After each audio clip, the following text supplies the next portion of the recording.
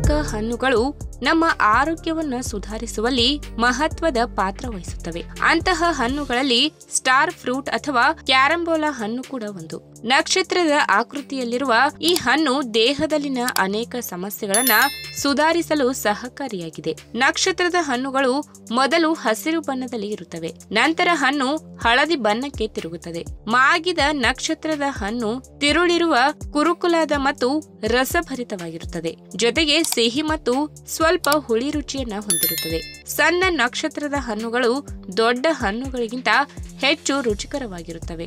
ಈ ಹಣ್ಣಿನಲ್ಲಿ ಹೇರಳವಾದ vitamin B, C, sodium, potassium, fibre, calcium ಅಂಶಗಳು ಅಡಕವಾಗಿದೆ. ಹಾಗಾದ್ರೆ ಈ ನಕ್ಷತ್ರ ಹಣ್ಣು ಯಾವೆಲ್ಲ ಆರೋಗ್ಯ ಪ್ರಯೋಜನಗಳನ್ನ ಹೊಂದಿವೆ ಎಂಬುದನ್ನ ಇವತ್ತಿನ ವಿಡಿಯೋ ಮುಖಾಂತರ ತಿಳಿದುಕೊಳ್ಳೋಣ. ಅದಕ್ಕಿಂತ ಮುಂಚೆ ನೀವಿನ್ನು ನನ್ನ ಚಾನೆಲ್ಗೆ ಸಬ್ಸ್ಕ್ರೈಬ್ ಆಗಿಲ್ಲ ಅಂದ್ರೆ ಪ್ಲೀಸ್ ಸಬ್ಸ್ಕ್ರೈಬ್ ಮಾಡ್ಕೊಳ್ಳಿ, ಹಾಗೆ ಪಕ್ಕದಲ್ಲಿ ಇರುವಂತಹ ಬೆಲ್ ಐಕಾನ್ ಕ್ಲಿಕ್ ಮಾಡಿ. ಸ್ಟಾರ್ ಫ್ರೂಟ್ ಹೃದಯವನ್ನ ಆರೋಗ್ಯಕರವಾಗಿ ಇರಿಸಿಕೊಳ್ಳಲು ಸಹಾಯ ಮಾಡುತ್ತದೆ. ಇದರಲ್ಲಿರುವ ಕ್ಯಾಲ್ಸಿಯಂ, ಪೊಟ್ಯಾಷಿಯಂ ಅಂಶಗಳು ಹೃದಯ ಸ್ತಂಭವನ್ನ ತಡೆಯುತ್ತದೆ, ಅಲ್ಲದೆ ರಕ್ತದ ಹರಿವನ್ನ ಸುಧಾರಿಸುತ್ತದೆ. ನೀವು ಸ್ಟಾರ್ ಫ್ರೂಟ್ ಅನ್ನ ಸೇವಿಸುತ್ತೀರಿ ಎಂದರೆ ಹಸಿದ ಹೊಟ್ಟೆಯಲ್ಲಿ ಸೇವನೆ ಮಾಡಬೇಡಿ, ಊಟವಾದ ಬಳಿಕ ತಿಂದರೆ ಒಳ್ಳೆಯದು. ಇನ್ನು ಮಧುಮೇಹ ಇರುವವರು ಈ ಹಣ್ಣನ್ನ ಸುಲಭದಲ್ಲಿ ಸೇವನೆ ಮಾಡಬಹುದಾಗಿದೆ. ರಕ್ತದಲ್ಲಿನ ಇನ್ಸುಲಿನ್ ಮಟ್ಟವನ್ನ ಸುಧಾರಿಸಲು ಈ ಸ್ಟಾರ್ ಫ್ರೂಟ್ ಸಹಕಾರಿಯಾಗಿದೆ. ಹೀಗಾಗಿ ಮಧುಮೇಹಿಗಳು ಈ ಹಣ್ಣನ್ನ ಸೇವನೆ ಮಾಡಬಹುದು. ಅಲ್ಲದೆ ಸ್ಟಾರ್ ಫ್ರೂಟ್ ನಲ್ಲಿ ಫೈಬರ್ ಅಂಶ ಸಮೃದ್ಧವಾಗಿರುವ ಕಾರಣ ಮಧುಮೇಹವನ್ನ ನಿಯಂತ್ರಿಸುತ್ತದೆ. ಅಷ್ಟೇ ಅಲ್ಲದೆ ಫೈಬರ್ ಅಂಶ ಜೀರ್ಣಕ್ರಿಯೆಗೆ ಉಪಯುಕ್ತವಾಗಿದೆ. ಸ್ಟಾರ್ ಫ್ರೂಟ್ ನಲ್ಲಿ ಫೈಬರ್ ಅಂಶ ಹೇರಳವಾಗಿರುವ ಕಾರಣ ಇದು ತಿಂದ ಆಹಾರವನ್ನ ಜೀರ್ಣಿಸಿಕೊಳ್ಳಲು ಸಹಾಯ ಮಾಡುತ್ತದೆ. ಸ್ಟಾರ್ ಫ್ರೂಟ್ ಅನ್ನ ನೀವು ಕಿಚಡಿ ಮಾಡಿ ತಿನ್ನಬಹುದಾಗಿದೆ. ಊಟದ ನಂತರ ಬೇಕಾದರೂ ಈ ಹಣ್ಣನ್ನ ಸೇವನೆ ಮಾಡಬಹುದು.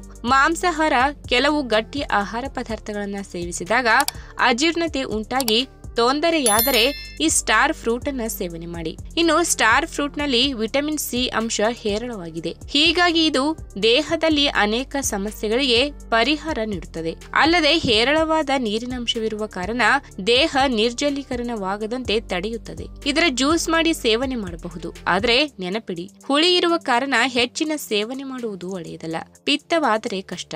ಇನ್ನು ಕೆಲವೊಮ್ಮೆ ನರಗಳ ಸಮಸ್ಯೆಯಾದರೆ ದೇಹದಲ್ಲಿ ಉರಿಯೂತ ಉಂಟಾಗುತ್ತದೆ. ಕಾಲು ಕೈಗಳ ನರಗಳು ಇದ್ದಕ್ಕಿದ್ದಂತೆ ಉರಿಯಲು ಆರಂಭವಾಗುತ್ತವೆ. ಇದನ್ನು ತಡೆಯಲು ಸ್ಟಾರ್ ಫ್ರೂಟ್ ಸಹಾಯಕವಾಗಿದೆ. ನಿಯಮಿತವಾಗಿ ಅಲ್ಲದಿದ್ದರೂ ವಾರದಲ್ಲಿ ಒಮ್ಮೆಯಾದರೂ ಈ ಹಣ್ಣನ್ನ ತಿನ್ನುವ ಅಭ್ಯಾಸ ಮಾಡಿಕೊಳ್ಳಿ.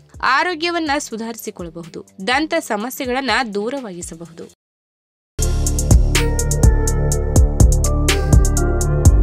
ಆರೋಗ್ಯಕರ ಮತ್ತು ಸಮೃದ್ಧ ಜೀವನವನ್ನ ನಡೆಸಲು ನಾವು ಕಾಳಜಿ ವಹಿಸಬೇಕಾದ ಒಂದೆರಡು ವಿಷಯಗಳಿವೆ. ಇದು ಜೀವನದಲ್ಲಿ ಧನಾತ್ಮಕವಾಗಿರುವುದು, ಕೆಲಸ ಮಾಡುವುದು ಮತ್ತು ಆರೋಗ್ಯಕರ ಆಹಾರ ಪದಾರ್ಥಗಳನ್ನು ಸೇವಿಸುವುದು ಸೇರಿವೆ. ನಮ್ಮ ಆರೋಗ್ಯವನ್ನು ಕಾಪಾಡಿಕೊಳ್ಳಲು ಮತ್ತು ರೋಗಗಳ ವಿರುದ್ಧ ಹೋರಾಡಲು ಪ್ರಕೃತಿ ಮಾತೆ ನಮಗೆ ವಿವಿಧ ಸಾಮಗ್ರಿಗಳನ್ನು ಉಡುಗೊರೆಯಾಗಿ ನೀಡಿದ್ದಾರೆ.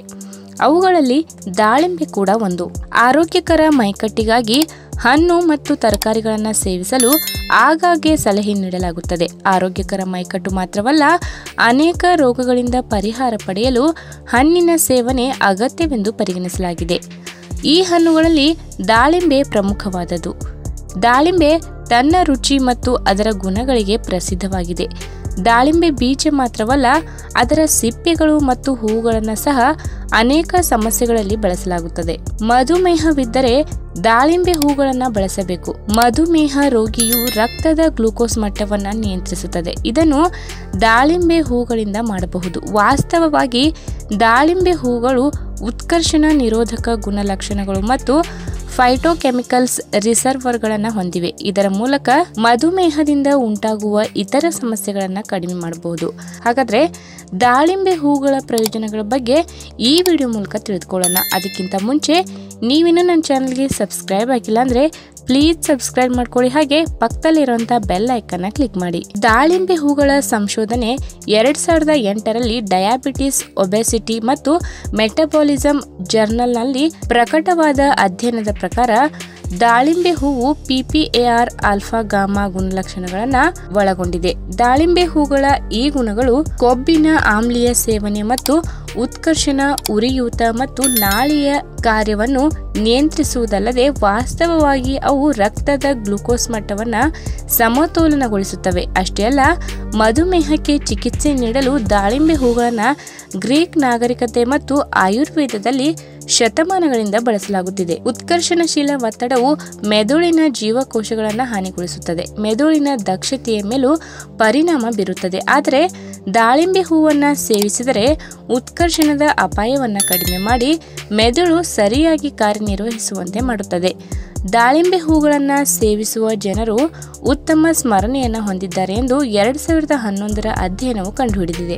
ದಾಳಿಂಬೆ ಹೂಗಳ ಬಳಕೆ ಅಧ್ಯಯನಗಳ ಪ್ರಕಾರ ಮಧುಮೇಹವಿದ್ದರೆ ನೀವು ಮಧುಮೇಹ ಔಷಧಿಗಳೊಂದಿಗೆ ದಾಳಿಂಬೆ ಹೂವಿನ ಪೂರಕಗಳನ್ನು ತೆಗೆದುಕೊಳ್ಳಬಹುದು. ಇದರ ಮೂಲಕ ಅರಿವಿನ ಕಾರ್ಯವು ಸರಿಯಾಗಿದೆ. ನಿಮಗೆ ಮಧುಮೇಹ ಉಂಟಾಗುವ ಅಪಾಯವಿದ್ದರೆ ಕಚ್ಚಾ ದಾಳಿಂಬೆ ಹೂಗಳನ್ನು ಆಹಾರದಲ್ಲಿ ಸೇರಿಸಬಹುದು. ಇದರಿಂದ ಮಧುಮೇಹ ಉಂಟಾಗುವ ಅಪಾಯವನ್ನು ಸ್ವಲ್ಪ ಮಟ್ಟಿಗೆ ಕಡಿಮೆ ಮಾಡಬಹುದು. ಆದರೆ ಇದರ ಸೇವನೆಯಿಂದ ನಿಮಗೆ ಯಾವುದೇ ಅಲರ್ಜಿ ಅಥವಾ ಇತರ ಸಮಸ್ಯೆಗಳಿದ್ದರೆ ಅದನ್ನು ಸೇವಿಸುವುದನ್ನು ನಿಲ್ಲಿಸಿ ಮತ್ತು ತಕ್ಷಣವೇ ವೈದ್ಯರನ್ನು ಸಂಪರ್ಕಿಸಿ. ಕೊರೋನಾ ವೈರಸ್ ಸಾಂಕ್ರಾಮಿಕದಿಂದಾಗಿ ನಾವೆಲ್ಲರೂ ನಮ್ಮ ಆರೋಗ್ಯದ ಬಗ್ಗೆ ಚಿಂತೆ ಮಾಡುತ್ತಿದ್ದೇವೆ.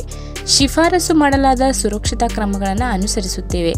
ಜೊತೆಗೆ ಮಾಡಬೇಕಾದ ಅತ್ಯಂತ ಪ್ರಮುಖ ವಿಷಯವೇನೆಂದರೆ ಆರೋಗ್ಯಕರವಾಗಿರುವುದು. ರೋಗ ನಿರೋಧಕ ವ್ಯವಸ್ಥೆಯನ್ನು ಹೆಚ್ಚಿಸುವುದು. ದಾಳಿಂಬೆ ಹೂವಿನಲ್ಲಿ ಹೆಚ್ಚಿನ ಪ್ರಮಾಣದ ಆಂಟಿ ಆಕ್ಸಿಡೆಂಟ್ಗಳಿವೆ. ನಿಮ್ಮನ್ನು ಸುರಕ್ಷಿತವಾಗಿ ಮತ್ತು ರಕ್ಷಿಸಲು ಬಾಹ್ಯ ಬ್ಯಾಕ್ಟೀರಿಯಾ ಅಥವಾ ವೈರಸ್ಗಳ ವಿರುದ್ಧ ಹೋರಾಡಲು ಇದು ಸಹಾಯ ಮಾಡುತ್ತದೆ. ಇನ್ನು ಹೆಂಗಳೆಯರಲ್ಲಿ ಕಾಡುವ ಸಾಮಾನ್ಯ ಸಮಸ್ಯೆ ಎಂದರೆ ಅದು ಮೊಡವೆಯ ಸಮಸ್ಯೆ. ಇದನ್ನ ನಿವಾರಣೆ ಮಾಡಲು ಹಲವು ಕ್ರೀಮ್ಗಳನ್ನ ಬಳಸಿ ಸೋತಿರಬಹುದು. ಈ ಬಾರಿ ದಾಳಿಂಬೆ ಮೊಗ್ಗು ಟ್ರೈ ಮಾಡಿ. ದಾಳಿಂಬೆ ಹೂವನ್ನ ಅರೆದು ಮಿಕ್ಸ್ ಮಾಡಿ ಜಜ್ಜಿ ಮುಖದ ಮೇಲೆ ಮೊಡವೆಗೆ ಹಚ್ಚಿದರೆ ಅದರಿಂದ ಮೊಡವೆ ಸಮಸ್ಯೆ ನಿವಾರಣೆಯಾಗುತ್ತದೆ. ಉತ್ತಮ ತ್ವಚೆ ಪಡೆಯಲು ಸಹ ಇದು ಸಹಾಯಕವಾಗಿದೆ. ಇನ್ನು ದಾಳಿಂಬೆ ಹೂವಿನಲ್ಲಿ ಇರುವ ಆಂಟಿ ಆಕ್ಸಿಡೆಂಟ್ ಕೇವಲ ರೋಗ ನಿರೋಧಕ ಶಕ್ತಿಯನ್ನು ಹೆಚ್ಚಿಸುವುದಷ್ಟೇ ಅಲ್ಲ, ದೇಹದಲ್ಲಿ ಶೇಖರಣೆಯಾಗಿರುವ ಕೊಬ್ಬನ್ನು ಹೊರಹಾಕುವ ಮೂಲಕ ನಿಮ್ಮನ್ನು ಆರೋಗ್ಯವಾಗಿರಿಸುತ್ತದೆ. ಇದರ ಕಷಾಯ ಮಾಡಿ ಪ್ರತಿದಿನ ಕುಡಿಯುವುದು ಉತ್ತಮ. ಅದರ ಜೊತೆಗೆ ಪರಿಣಾಮಕಾರಿ ಫಲಿತಾಂಶಗಳಿಗಾಗಿ ತಾಲೀಮು ಮಾಡಬೇಕಾಗುತ್ತದೆ ಅಥವಾ ಚುರುಕಾದ ನಡಿಗೆಯನ್ನು ಮಾಡಬೇಕಾಗುತ್ತದೆ. ಇನ್ನು ಯಾವುದಕ್ಕೂ ಈ ಮನೆಮದ್ದನ್ನು ಪ್ರಯತ್ನಿಸುವ ಮೊದಲು ನಿಮ್ಮ ಫ್ಯಾಮಿಲಿ ಡಾಕ್ಟರ್ ಸಲಹೆ ಪಡೆಯೋದು ಉತ್ತಮ. ಈ ವಿಡಿಯೋ ಇಷ್ಟವಾದಲ್ಲಿ ತಪ್ಪದೆ ಲೈಕ್ ಮಾಡಿ, ಶೇರ್ ಮಾಡಿ, ಹಾಗೆ ನಿಮ್ಮ ಅನಿಸಿಕೆನ ಕಾಮೆಂಟ್ ಮೂಲಕ ತಿಳಿಸಿ.